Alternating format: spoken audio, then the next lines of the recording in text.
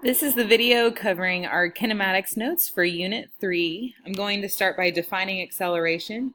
We determined at a class that acceleration is simply the change of speed over time. So if speed is increasing or decreasing over time, the object is experiencing acceleration. And the most common form of acceleration is called gravity. And gravity has an acceleration of 9.8 meters per second squared. And gravity acts in a downward motion, so it is always pulling towards the center of the earth. If your object is moving upwards, gravity would be acting opposite. And in that case, you would use negative 9.8 meters per second squared. If an object is falling down, that means gravity is acting with the motion of the object, so you would use positive 9.8. So just make sure that your negatives and your positives are showing direction. And for the units in this table of the big three of kinematics, our velocity units are always meters per second. So velocity initial and velocity final are meters per second. Acceleration is meters per second squared. Distance is meters, and time is seconds. It's possible that you'll see distance in kilometers or miles or another form of distance, and that's okay. Just make sure that all of your units match up. In this equation, VF equals VI plus AT. You would use this equation if you are dealing with initial velocity, final velocity, acceleration, or time. This means that if distance is a part of the problem at all, you would not use this equation because it does not involve distance. For the second equation, distance equals initial velocity times time plus 1/2 AT squared. We are looking at initial velocity, acceleration, distance, and time. Make sure that on this equation the square applies to time only. And on this last equation, final velocity squared equals initial velocity squared plus 2AD. So if any of your variables, including your unknown, are checked in this table, then those are the equations you want to look at. If the variable is not checked, that equation would not be best to use for that problem. So moving on to an example, Georgia is jogging with a velocity of 4 meters per second. When she accelerates at 2 meters per second squared for 3 seconds, how fast is Georgia running? So the first thing I want to recommend is that you draw a diagram so that you understand the direction of all your variables. So here is my person, and she is running with an initial velocity of 4 meters per second, and she is accelerating in the same direction at 2 meters per second squared. The next step is to list my variables, and you want to be very specific. So initial velocity is 4 meters per second. Acceleration is 2 meters per second squared. Time is 3 seconds, and it says how fast is Georgia running, so they want to know what is the final velocity after 3 seconds. So looking at my variables, I have to decide which equation is best to use, and since I have initial velocity, acceleration, time, and final velocity, the only equation that would be best to use is the first one. So I write that out, and it helps to write your equation first so that you can make sure you put your variables in correctly. And then I plug in all of my numbers, and it's okay to leave your units out at this point so they don't confuse you. So 2 times 3 is 6, plus 4 is 10. So my final velocity is 10 meters per second. And that makes sense because she was speeding up, so we would expect her final velocity to be faster. Okay, so let's do another example problem. A bicyclist is traveling at 25 meters per second when he begins to decelerate at -4 meters per second squared, how fast is he traveling after 5 seconds?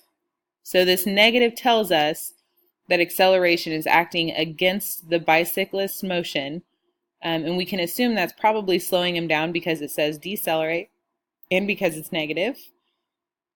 So I'm going to draw my bicyclist without his bike. He is going forward at 25 meters per second, and acceleration is acting opposite of his motion at 4 meters per second squared. This is an okay diagram because it tells us acceleration is acting in the opposite direction.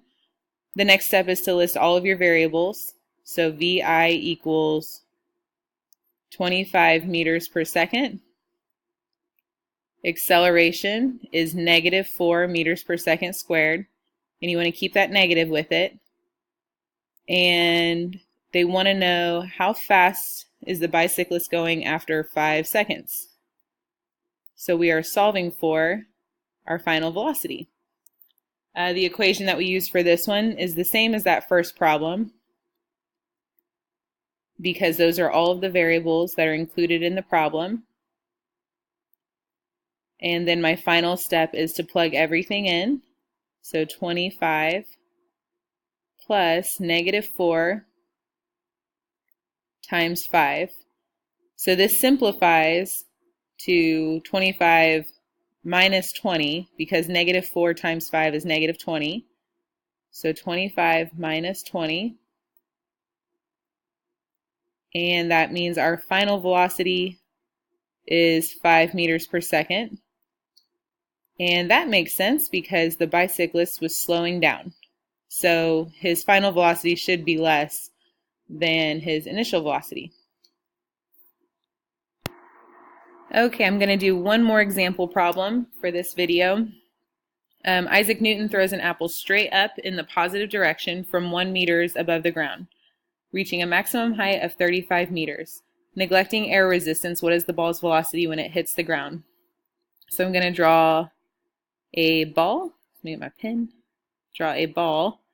It starts 1 meter from the ground, and it travels upwards, and it reaches a height of 35 meters. And it wants to know what is the ball's velocity when it comes back down. So we know that the ball is going to travel to the top. Whenever it reaches the highest point, its velocity will be 0. So we can call that initial velocity. And then it will start to come back down, and it will travel a distance of 35 meters. And the variable that's not given directly in the problem, but we can assume because it is always true on Earth, is that acceleration is acting down in the form of gravity. And it wants to know what is the ball's final velocity whenever it reaches the ground. So our variables are initial velocity is 0 meters per second, because we're looking at the ball at the very top of its flight. The acceleration is 9.8 meters per second squared, because gravity is acting on the ball. The distance traveled is 35 meters, and they want to know the final velocity.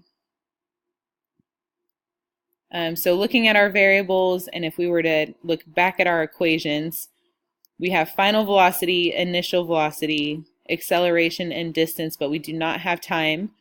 So the third equation is going to be best to use.